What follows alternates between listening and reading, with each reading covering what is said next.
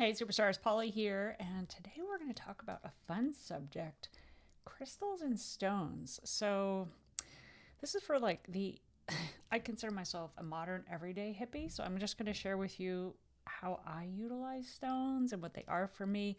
This is really a beginner's guide, like an intro to them. It's not meant to be, hyper specific on a particular stone, but just give you an entree to, start looking at where you can embrace stones in your life and like all right. Like I'm attracted to them. I like them. I like wearing them, whatever. And just see how you can begin to embrace your modern everyday hippie. So let's get started with, just thinking about like, why do crystals and stones work? Well, I mean, everything is energy, like the energy of our body, the energy in these stones. People might say, like, oh, these are just stones, like dirt on the earth, like there's nothing really there. Well, actually, there's a lot of aliveness, and each one of these has its own frequency and composition, what it's made of. And if you follow any spiritual teachers, people that like know these things, like every one of these has an energy, a frequency, and like a purpose, especially like in feng shui or in spirituality. So I'm just going to share some of that. Take it or leave it, but I just thought this would be fun to share with you and give you an entree into like, maybe I'll get one or two. And that's really how it started for me. Is like just like a little bit. Like I have probably 20 here in front of me, and I'll bring up a couple of them so you can see them. But it just started as a journey, right? A lot of people start with something simple like an amethyst that's very widely available, if you will. Or you can find like this was a stone that I had made many, many years ago. It's a green tourmaline into a ring, right? However, you want to apply it or use it, or you can have it. I mean, even simple things like I just got this as a keychain, like little crystals. How beautiful is that, right? Just start playing with it. And so everything has a frequency. And what I want you to begin to just discover for yourself and look into is, if I'm a big believer in animal totems and the meaning of animals and nature showing up in our life. And I am also in the energy of stones, right? The more you accept it and work with it, the more it will work with you and for you. Um, so, whether you call it energy or resonance or a reminder to tune in to tap into what's already with you, these stones aren't going to like create something and like turn you into something. They just remind you of what you already are because we're made of all this stuff. We're part carbon and hydrogen and oxygen and all these things. The water flowing through our we're made up of water and the blood and the bones, the calcium, right? Like it's all part of us. So just see what resonates for you. Like when I go and I look at stones, hey, I do like to look at the meaning, but I also like to look at. I was in Sedona and I picked up this one, and it just reminded me of being in Sedona. And I was like, this is perfect, with the beautiful red rocks of Sedona. It's not exactly red, but the meaning of it, it reminds me of being there, right? And then the properties of it. And I'll tell you what is called a red aventurine, I think is how you say it. And they can look different in all sorts of shapes and sizes. And then you get things like this. That was a gift. Thank you, Jill. So, I'll share with you some popular ones and some that I have in my collection just to start to introduce you to how you might, take on a couple. Mine started with, I was collecting a few, like some things. I don't even remember how I got these. Like I just, have an altar in my home and some things that I've had and just sort of have like come into my life over the years and I just collect them. And then I got a gift of several of them. So these three were a gift. And then I was on a trip and I got this one. And then I was wanting to gift some stones to some friends. And then I gave them, like we all got the same one. And I gave it meaning and I gave them a card about each one. So just looking at where you can introduce it in your life. So let's talk about things like some of the qualities, right? So let's say you wanted some, to accentuate in your life or your energy, like grounding and protection. So you'd maybe look at something like, a black tourmaline. So this is like, you know, white with black tourmaline in it, or this Picasso jasper. This is the shape of mine. I've seen some different ones, but how cute is that? Like, it looks like art on the side of it, right? So Picasso jasper encourages creativity through change, right? This is one of my favorites. So this Crazy Lace jasper, I gave this to a friend, a couple friends. We each have one, and it's joy, vitality, laughter, energy, right? Crazy Lace jasper, super fun. And then maybe it's love and connection that you're wanting to accentuate, or so rose quartz. Where's my rose quartz? Like a rose quartz. I don't have one in the shape. I used to have one in the shape of a heart. I think I have one in my actual altar that is in the shape of a heart, right? But it's a heart opener, right? Green jade is like, luck, harmony, and gentle prosperity. And you might do like the Red Aventurine, which is vitality, confidence, and balanced passion. But I'd say also it's like success and wealth and abundance, and starting my business at the time, and so like I was like putting that energy out and just like aligning with that. And so what else? So citrine, I don't have citrine, that's a popular one, so that's manifestation and optimism. So wisdom and intuition, you've got like amethyst. This is a small piece of it, but I have bigger pieces around my house, so clarity and calm. Amethyst is big. I have some of this in my drawer in my nightstand.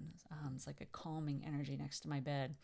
And then this is a little piece of lapis lazuli, I think it is, blue lapis lazuli, and it's truth and communication. Where's this fun one? This little guy, bumblebee jasper. It's the courage to pursue your purpose. So fun, right? So fun. There's another piece of jade.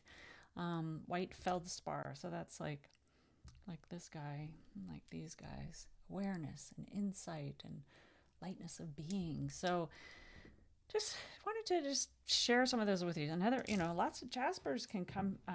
Jasper can come in a lot of different colors and shapes, and those are just a couple there.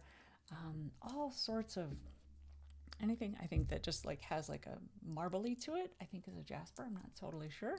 Doesn't matter. Like just have fun with it, right?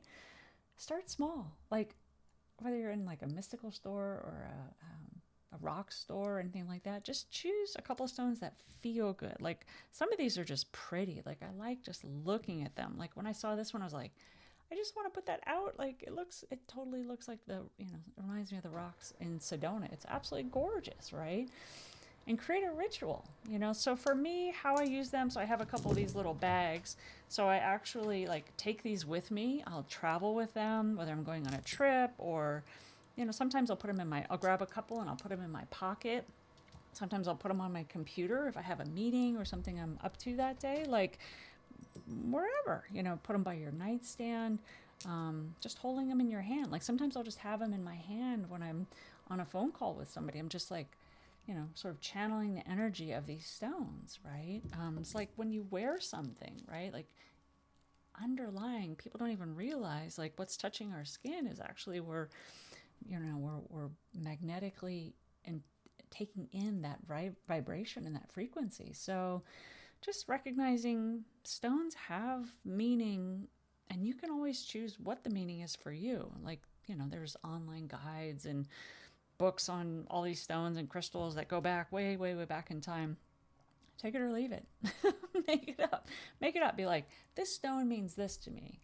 So be it. And so it is, right? So, some people would say like cleanse your space and like cleanse your stones from wherever they came from, to just sort of like clean them, and like as you bring them in, give them some good heart energy. And then maybe create a ritual that you work with them, or you integrate them, or you just enjoy them, like just me knowing that this one's called Bumblebee Jasper makes me happy. And this one, the Crazy Lace, like knowing that it's joy and laughter, like it just makes me happy. And this one reminds me of Sedona.